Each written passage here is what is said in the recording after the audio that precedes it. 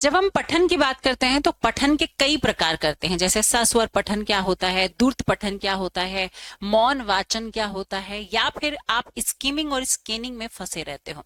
तो चलिए उसी से संबंधित एक और प्रश्न लेकर आई हूं मैं कि पढ़ते समय विवरण, स्थान, नाम, तारीख, समय आदि को खोजना क्या कहलाता है।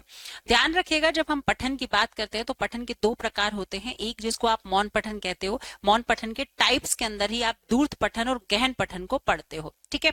तो मौन पठन में जो दूरत पठन होता है, दूरत पठन को हम नाम देते हैं आपका क्या भाई, बताइए। दूरत पठन माने जल्दी जल्दी पढ़ना, उसको हम वैश्विक अवबोधन के नाम से जानते हैं, ठीक है।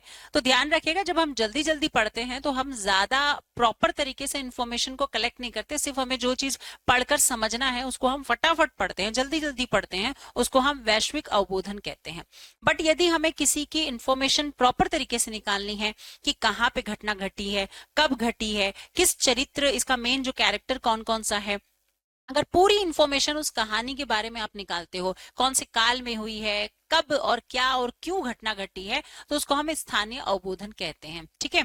तो ध्यान रखिएगा, वैश्विक अवबोधन जो है वो दूरत पठन कहलाता है, और जो स्थानीय अवबोधन है उसको हम लोग गहन अध्ययन के नाम से जानते हैं। तो यहाँ पर आपका आंसर हो जाएगा सेकेंड। तो ऐसे ही प्रश्नों के लिए मेरे साथ जुड़े रहे डेली 1 बजे केरी लाइव टीचिंग पर।